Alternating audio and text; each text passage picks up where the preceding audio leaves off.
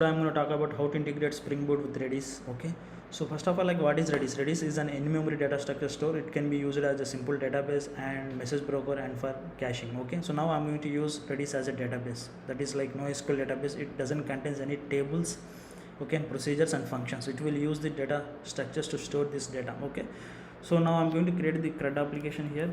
Okay, so let me create some application by using the Spring initializer, guys. So let me take this package name as Redis. Okay, so Spring Boot Redis demo. Okay, let me add few dependencies: Spring Web and Lombok for setters and getters, and Redis.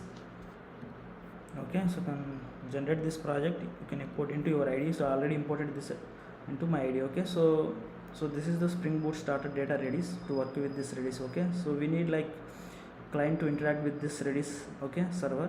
So that is you can use Jedis or Lettuce. So this Lettuce is newer one.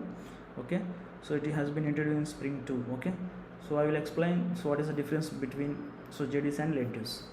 Okay, let me create first model class. So okay, so we need a poso class. So let me take employee as a model class. Okay, so we need few properties here. So I'm going to take name. Okay, and we need data.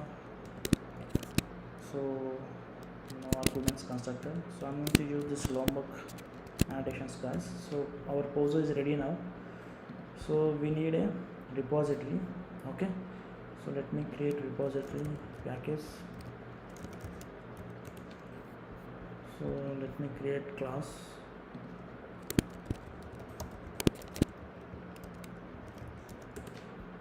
And so here we need hash operations.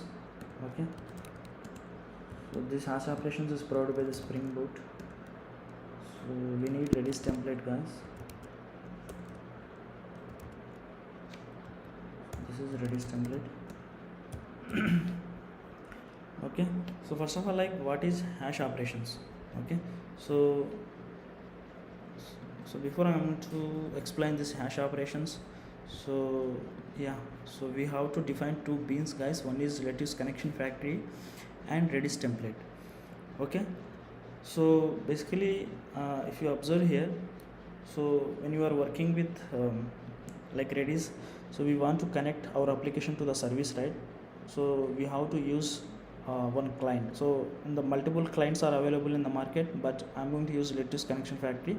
Either you can use Jedis connection factory or like Lettuce connection factory, but the Lettuce connection factory is newer one. Okay, that is the reason I'm using. So there is a few differences I will explain later. So, and coming to the REST template, so this REST template will use this Jedis connection factory to connect with this Redis server. Okay, so it is an REST template is an entry class provided by the Spring data through which we interact with the Redis server. Okay, so we will pass this Jedis connection factory instance to this Redis template to establish the connection. Okay, and coming to the repository, so we will use hash operations, right?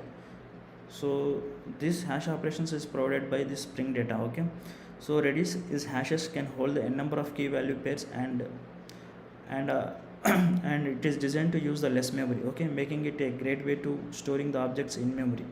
So through this hash operations and the Redis templates, it will achieve this. Okay, so let me add one constructor here. Okay, generate constructor. So Redis template. Okay, here I need so hash operations. So Redis template dot ops for hash. Okay, and so we have to, yeah, so here I'm going to create the CRUD operations. Okay, so let me create first save employees.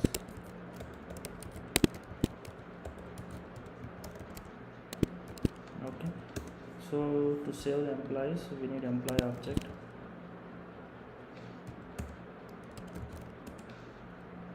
Okay, so we will use hash operations here, okay, which will have like methods like put, get and values. So here I need to provide this hash key, guys, okay, so which will have employee dot get id and employee object. Okay, that's it. So our save employee is done. So now I'm going to write for to get the all the employees. Okay, so I'm going to take employee object here. Okay, so find all. Okay, so here hash operations will have values, so which will contains so employee, okay, hash key. So let me return this. Okay, so finally, so we need to find the specific employee. Okay, find by id. So let me, okay, so here I need a id, employee id. Okay, so our id type is integer. Okay, so here in hash operations we have a get method, so we will use this, and here we will use hash key and this id. That's it, and you can return this. Okay, so you can cast into employee. That's it, guys. So now I'm going to update. So let me update this employee information. So let me take the employee, okay, and you can just save this employee. Okay, so with this employee object, so our update part is done now. So let me delete the employee information, so by using hash operations delete. So to delete this we need a id, right? So let me take integer id. Okay, so hash operations dot delete the id. Okay, here we need a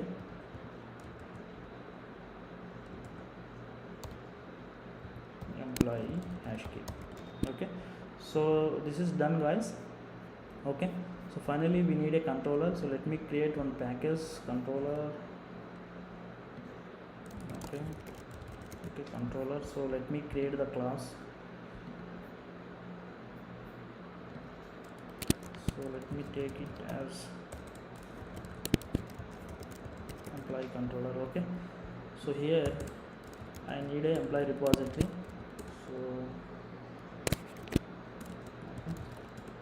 So let me annotate with auto void. Okay, so basically like we need like all the endpoints, guys, so it will take time. So because this endpoints is common for every application, so that is the reason I don't want to waste the time. So these endpoints are ready. Okay, so let me add endpoint post mapping. Okay, so employee, so okay, save employee dot find all.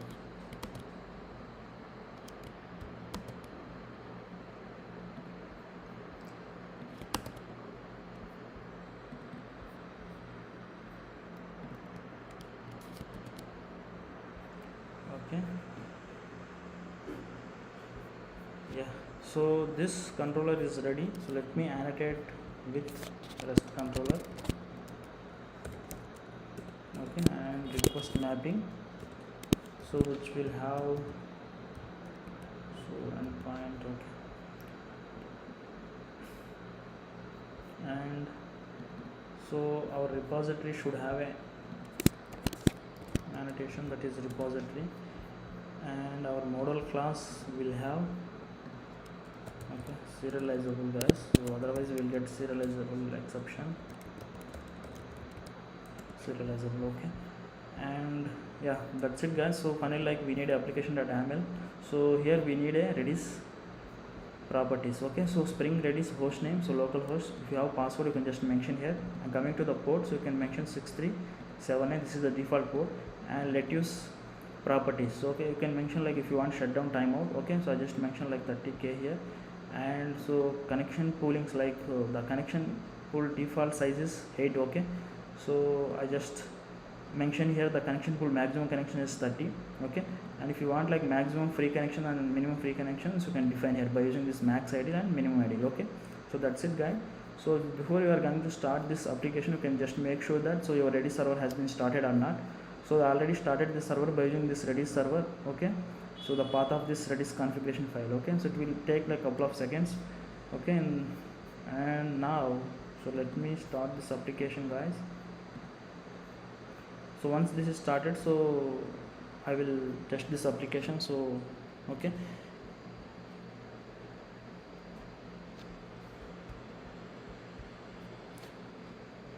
okay, so the difference between like Lettuce Connection Factory and Jedis is not thread safe guys. Okay, so and we need to create the connection pooling to work in the multi-threaded environment by using Jedis. Okay, coming to the Lettuce, it is a thread safe. Okay, so we should not create the connection pooling in the multi-threaded environment. That is a benefit of Lettuce. And one more benefit is so like it will support, this Lettuce will support like asynchronous, and it will support for the reactive streams. Okay, so that is the reason I am using this Lettuce Connection Factory here.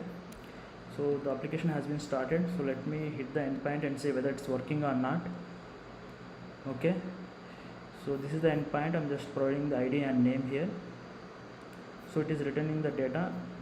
Okay, now let me get the employees. It's working. Let me check find by ID. It's working guys. And coming to put operations, so let me delete this guys. Let me delete. Okay, fine, it's working. So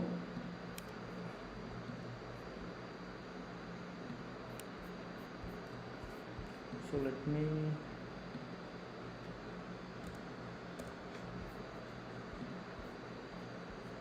I added one. So let me add one more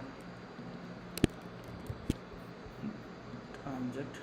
Okay, and let me check. So here we have Redis CLI. So if you want to check it, you can check it here guys. So Redis CLI. Okay, so here we have keys. Okay, so this is employee key. Okay, so this is how like it will stores guys. Okay, so yeah, that's it guys. So it's working fine. So if you have any doubts, so please let me know in the comment section. Okay, I will try to help you. Okay, thanks for watching. So in the next video I'm going to prepare for like how to use the Redis cache with MySQL. So that is the video I'm going to prepare. Okay, so stay tuned. Okay, bye, have a good day.